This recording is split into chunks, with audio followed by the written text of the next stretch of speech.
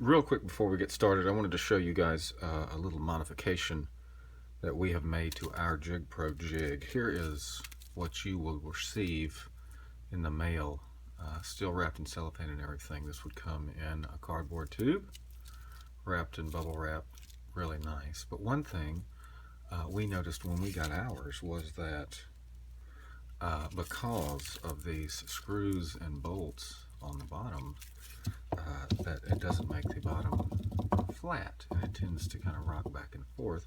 Still very workable, but not necessarily ideal. So what we did was we made a quick modification to ours by putting these rubber bumpers on the bottom. Okay, and I say all that to say this: if you order any jig from us, you will receive one of these little jokers, 6 rubber bumpers to put on the bottom of yours. And I'll give you a quick tip on where, as far as placement, to put them. You can see this is going to slide, and if you look closely, you can tell we placed ours there the first time, and that ended up being a big no-no. Down here as well, you had to watch out. So we experimented around and found the correct placement to be just about in the middle, you know, here on the end and here on the end. And you can see what it does as far as stability. It really just, I mean, you compare the difference. Just a little something else to make it a little easier. And those come with any jig that you get from us. It can be this one. This one's nice. It comes with our monkey fist jig as well. This is, there's one without the monkey fist jig. But as you can see, they all need or could use the bumpers. Just a little tip from us to you because we love you. Now, let's get on with making this bracelet.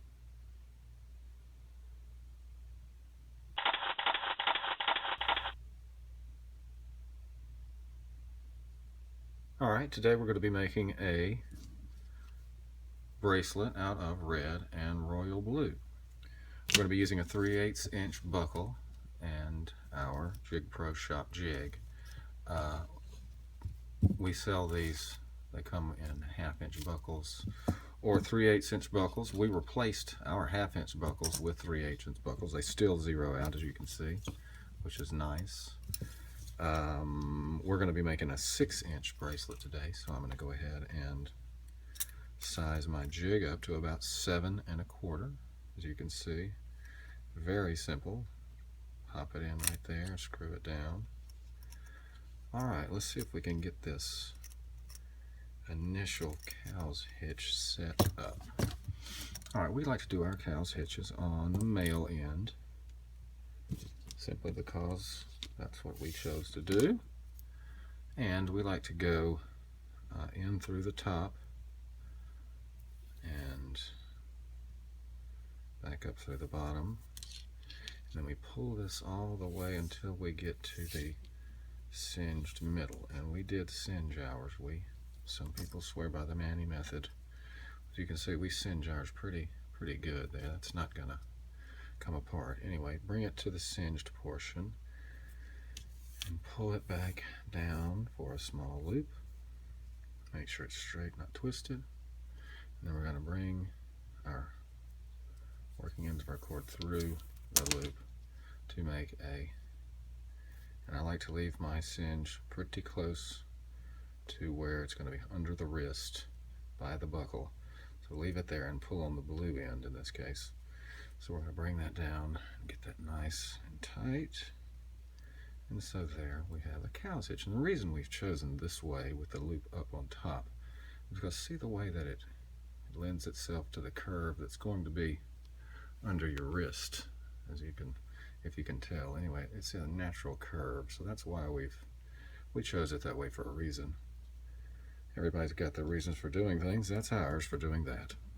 So we're going to pop that in and straighten our cords out and turn our jig around. Now here's where you've got to decide which we're going to do a Solomon bar or a Cobra stitch, it's called. So we got to decide what we want to be our shoulders and what do we want to go across the middle, crisscross across the middle. I think the red to be across the shoulders and the blue to be across the middle. The reason you have to decide that now is because you're going to stick the one you want to go across the middle through the top. And I'll explain that as we go. Pull that in, straighten it all out, pull it tight. Now, the one that you want to be shoulders, along the sides, you'll put through the bottom up. Now this gets rid, if you alternate them like this, go up through the top and up through the bottom, is it gets rid of that hump that is there if you don't do that, basically. So, and the one you put through the top is going to be the one that you're going to cross over first. So that's going to be the middle, and this is going to be the shoulder. Another handy dandy tip. Get this stuff out of the way. And so here we go. We're going to make our first loop. I mean, not loop. We're going to go across, up through the bottom, and through the loop that we made. And then, because of this jig, we are able to pull down, grab our cords, and pull up just like you're tying your shoe. And that gives us make sure these cords are straight. That gives us a very tight starting point. And you'll notice as we go, most of the pressure that we're going to be putting on this bracelet and jig is going to be coming from the sides and not straight up and down, which is good because it doesn't put any undue pressure on the jig. So here we go. Check this out. Pretty tight, huh? Shoop, shoop, shoop. Not hard at all. And here's the opening knot of our Solomon bar in royal blue and red. Phase 1 complete. On to phase 2.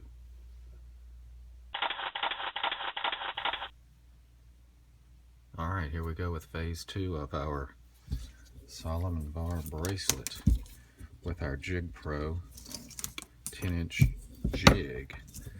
And we're just going to breeze through this quickly to show you how easy and quickly you can do it. That's the whole point of having a jig. There's a couple of benefits to having a jig. One, you can stop anytime you want to and leave and put it down and come back. You can let go of it completely and still have it stay in place. And most of all, you can get the exact measurement, I would say. And I'm just quickly, you can see how easy it is. You're putting all the pressure, and I squeeze it 2 or 3 times each knot. You're putting all the pressure on the side of the jig, which is nice. I usually give it 3 quick tugs, and then just over, under, around, and through. And what? We're a 1/4 of the way through. See how quick and easy it is? And this is staying tight the entire time. Doing, doing, doing. Nothing to it. And you get into a rhythm just like anything. Pull tight. And you see, because of our stoppers, or I forget what these things are, bumpers, we're nice and stable. If it wobbles, it doesn't tip over. And you can see I'm just, whoa, I messed up. I got to talking too long and wasn't thinking, but look what I have. My Jig Pro knotters tool that we can use to quickly and easily, it will not tear the cord, quickly and easily undo the knot. I honestly didn't mean to do that. I was jacking my jaw. Instead of over, I went under. But, and you can do this watching TV.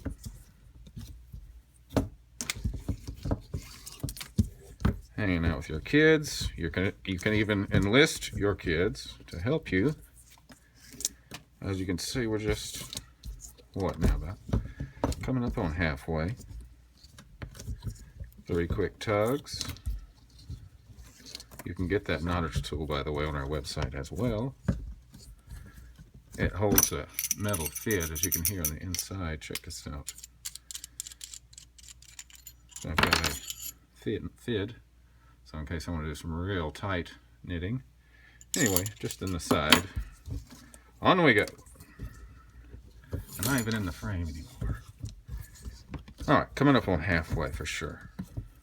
Over. The blue always goes over. because the blue is in the middle. That's a good way to remember it. Whichever one goes over is the one that's going to be the V shape down the middle. That's a good thing to think about before you start. Is how you want your bracelet designed. And that also dictates which one goes over and which one goes under on that initial knot that we were just looking at in phase 1. All right, what? 2/3 maybe? I don't know. A little over halfway. In 3.5 minutes. Not bad.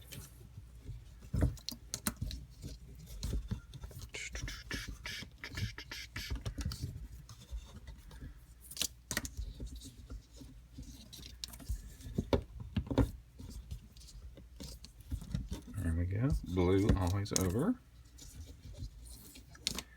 This allows you to, my knotter's still clip on in case you want to wear it in your pocket, your front pocket of your shirt. There. I wouldn't advise that necessarily, but I guess you use it a lot.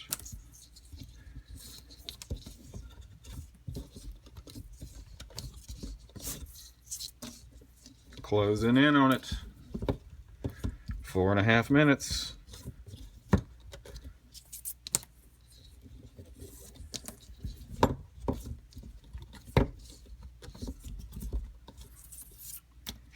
As you can see, nice and tight, nice and uniform, straight.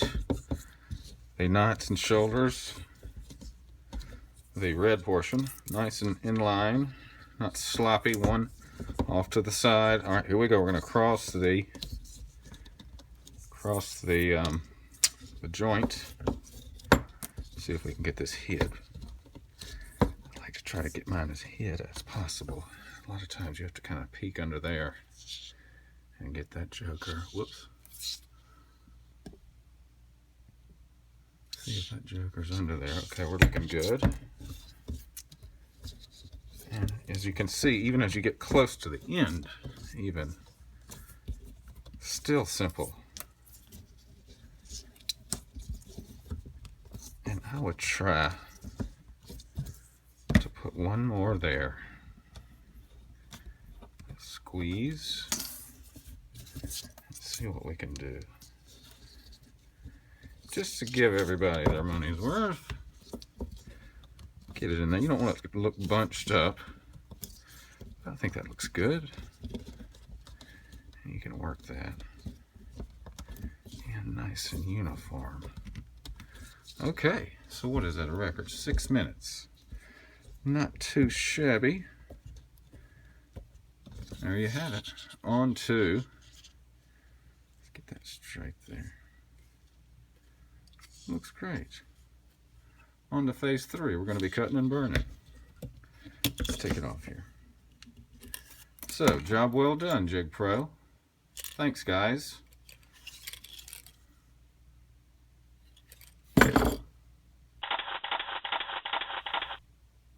Alright, phase 3. Cutting and burning. As I always like to say, this is the part where you can blow it. You've made it this far, you've worked really hard.